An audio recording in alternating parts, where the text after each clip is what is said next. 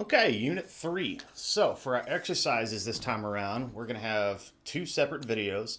This first one's going to be broken up into three different parts because there's a lot to go over in Unit 3 in terms of exercises. So this first part, we're going to talk just about the first exercise, which is stick control. Okay, just like last unit, we're going to add two more lines to it. You may notice on the page, it says the tempo is now going to be 80. But wait, Mr. Miller, isn't that slower? Actually, no. So what we're going to do, if you look at the page, we're going to play it as eighth notes this time around. Now that we've learned how to read that rhythm, how to count that rhythm, we're going to play stick control as eighth notes. It's still going to be the same sequence. So the first one's still going to be 8 notes on the right hand, 8 notes on the left hand. Okay? But instead of counting it 1, 2, 3, 4, 1, 2, 3, 4, then switch, now we're going to count it as 1 take, 2 take, 3 take, 4 take, 1 take, 2 take, 3 take, 4 take. So we're going to count it as eighth notes. Okay. So put my metronome on 80. And then before I play, I think eighth notes to myself. 1 take, 2 take, 3 take, 4 take, 1 take, 2 take, 3 take, 4 take.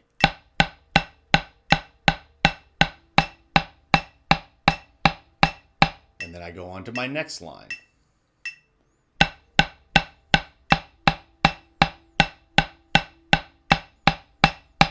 So you see the sequence of sticks and the sound of the exercise is exactly the same. In fact, if I turned off my metronome, you wouldn't even know that we were doing eighth notes. We're just feeling it differently with the metronome. Instead of playing on every beat, we're playing on the upbeats now too. 1 take, 2 take. You'll also see that we added two new lines at the end. So we have the original 6 lines, and now we have lines 7 and 8. 7 and 8 are going to be groups of 3.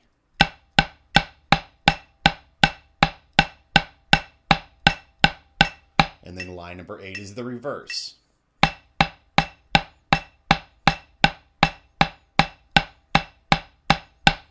So that's stick control for this unit.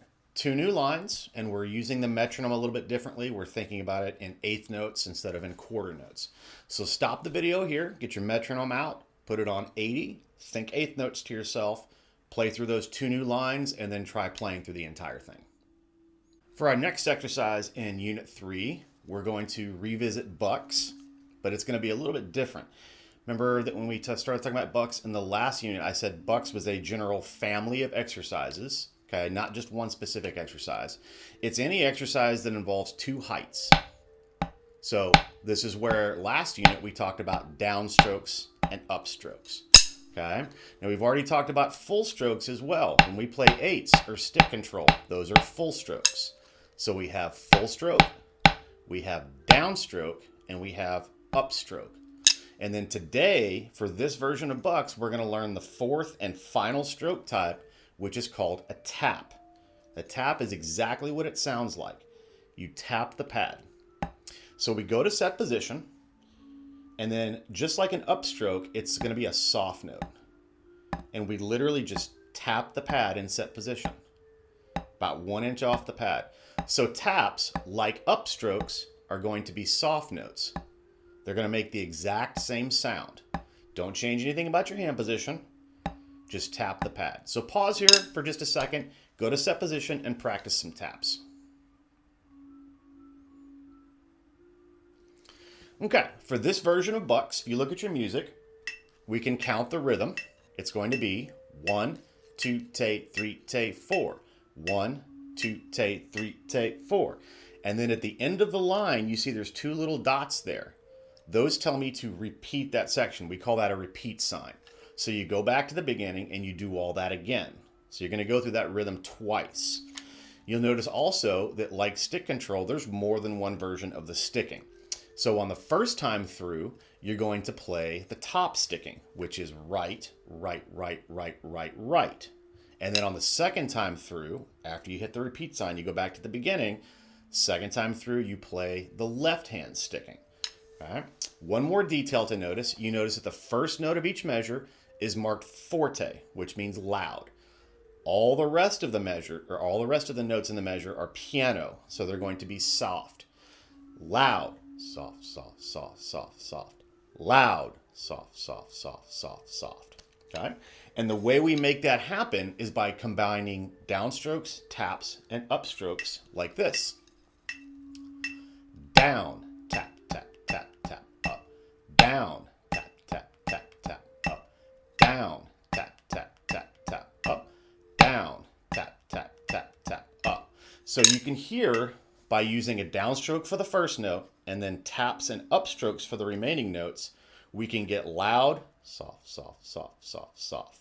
So before you try it, let's try verbalizing the sequence of strokes. So we're going to say down, tap, tap, tap, tap, up. 2, ready, go. Down, tap, tap, tap, tap, up. Down, tap, tap, tap, tap, up. Down, tap, tap, tap, tap, up. Down, tap, tap, tap, tap, up. Notice that I'm saying down louder than tap, tap, tap, tap, up because those are the louder notes. So before you try to play it, try verbalizing that. Pause the video here, put your metronome on 80. Think about that rhythm and say down, tap, tap, tap, tap, up with the metronome.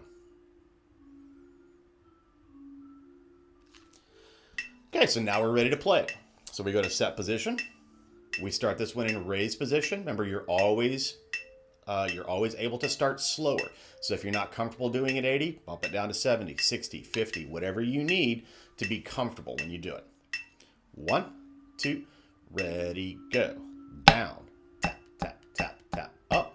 Down, tap, tap, repeat on the left hand. Down, tap, tap, tap, tap, up. Down, tap, tap, tap, tap, up. And that's Bucks for Unit 3. The last exercise we're going to cover in this video is going to be the one called double stroke grid. And since this is our first grid, I want to spend a few minutes and explain to you what a grid is, because this is a very common form of exercise that we use in percussion. Now, it's written out on the page. You could figure out the rhythms, you could read the stickings, but I also want you to understand how that grid is constructed, because a lot of times what I'll do with my students, like we'll be in a class, we'll be on a practice pads and say, let's just play a flam grid.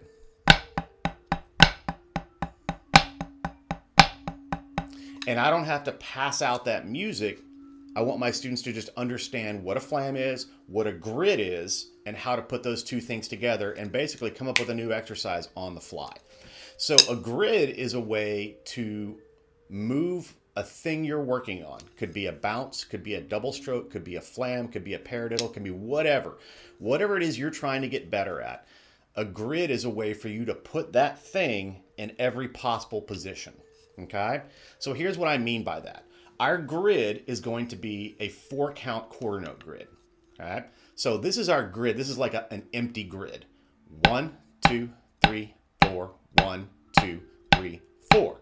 Okay, so I simply alternated quarter notes. Notice this is not natural sticking. I alternated quarter notes and counted to 4 twice. That's our blank grid. 1, 2, 3, 4. 1, 2, 3, 4.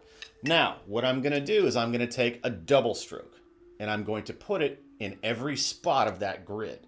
I'm going to start by putting it in the first position. So instead of a quarter note on 1, I'm going to play a double stroke on 1. Double, 2, 3, 4. Double, 2, 3, 4.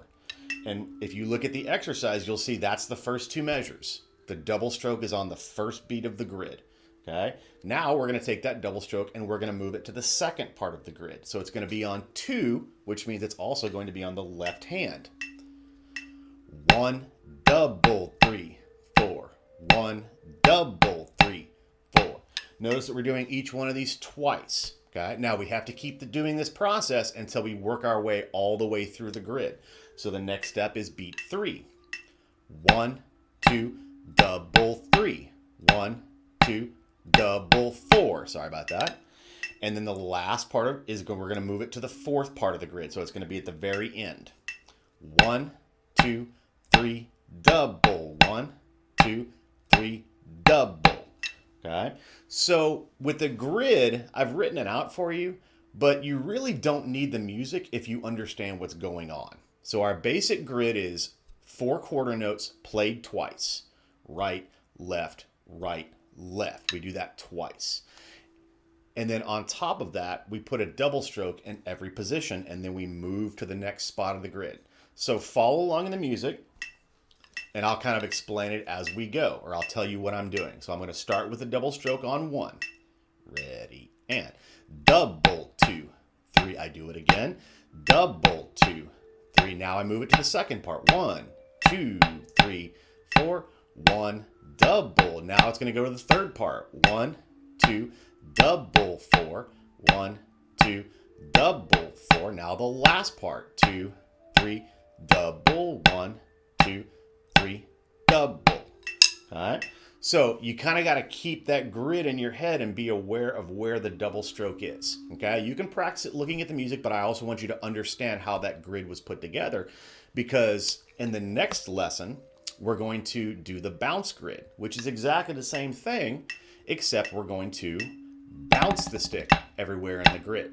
Now, don't try this one yet, because I haven't told you how to do a bounce yet. That's going to be in the next video. But you see, it's following the exact same pattern. I do it twice on the first beat, twice on the second beat, twice on the third beat, and now I'm about to do it twice on the fourth beat. Okay? So that's what a grid is. So tonight you're going to practice your double stroke grid. Get that one figured out, and then in the next video, I'm going to teach you how to do a bounce, and then we're going to incorporate that into our grid and do the bounce grid.